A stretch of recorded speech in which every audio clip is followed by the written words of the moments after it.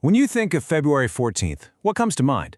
You're probably thinking hearts, flowers, romance, the usual stuff. But today, we're going to peel back the calendar page to uncover a totally different story. A hidden history of genius, tragedy, and discovery that all shares this exact same date.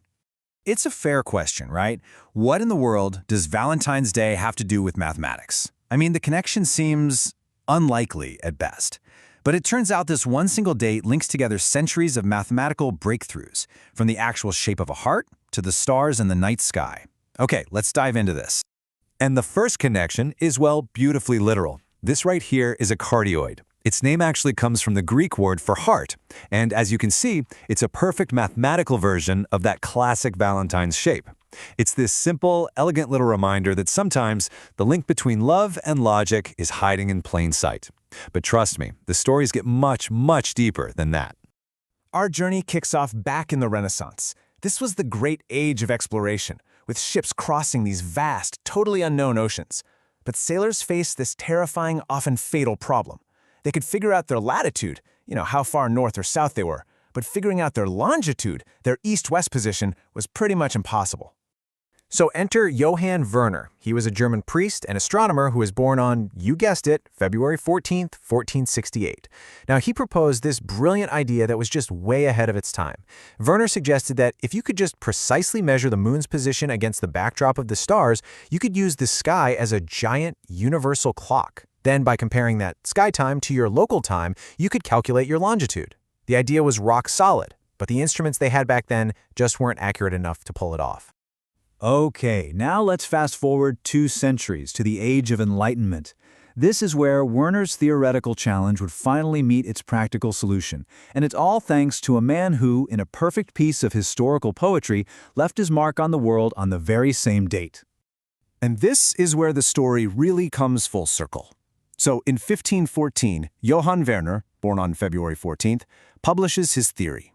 He plants the seed, and for almost 200 years, that seed just sits there, waiting for technology to catch up. Then along comes John Hadley, the inventor, who finally makes Werner's vision a reality. And in this just fascinating historical bookend, Hadley died on February 14th, 1744. The problem and its solution forever linked to the same day. So how exactly did Hadley's invention solve this massive, centuries-old problem? Well, his octant used this really clever system of mirrors to keep the image of a star or the sun stable against the horizon. For the first time ever, sailors on a rocking ship could get a precise angular measurement. This was the key that unlocked Werner's celestial clock. And the octant and its successor, the sextant, didn't just prevent shipwrecks, they literally made our modern interconnected world possible. All right, now we're going to take another big leap forward, this time to the turbulent 20th century. This was an era of incredible intellectual advancement for sure, but also of unprecedented global conflict and ideological struggle. And the mathematicians connected to February 14th? Well, they lived lives that reflected these dramatic extremes. This quote from David Hilbert says it all.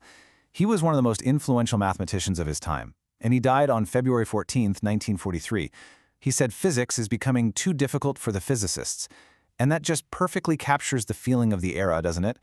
The lines between different fields were blurring, the problems were getting exponentially harder, and the stakes were higher than ever before. To really understand this century, let's just look at 3 remarkable individuals, all tied to this one date. Their stories span heroism, gut-wrenching tragedy, and just unbelievable resilience. And they really show how personal lives get swept up in the grand currents of history. First, you've got E.A. Milne, an astrophysicist born on February 14th. During World War I, his eyesight was too poor for active service, but his mathematical genius was desperately needed for the war effort. So he joined a ballistics team and would fly in these rickety early-model aircraft, literally hanging over the wing to take atmospheric readings. His work helped create brand new, much more accurate firing tables for artillery, and it completely changed the face of modern warfare. The story of Robert Remak, also born on February 14th, is a stark and just tragic contrast. He was a gifted number theorist from Germany, and his career and his life were completely destroyed by the rise of Nazism. In 1942, he was murdered in the Auschwitz concentration camp. His story is just a devastating reminder of the human cost of intolerance and of the immense intellectual potential that was lost forever. And finally, out of that, we have this story of incredible triumph over adversity. Vladimir Drinfel'd, born February 14th, was a mathematical child prodigy in the Soviet Union. Now, despite facing official, state-sponsored anti-Semitism that made it incredibly difficult to get a top university position, his genius just could not be suppressed. In 1990, he was awarded the Fields Medal, which is basically the Nobel Prize of Mathematics, for his revolutionary work. So what do we see when we zoom out? When we look at all of this together, we see that a single date on the calendar isn't just a number. It's like a crossroads, a convergence point for countless stories, for ideas and lives that span centuries and continents.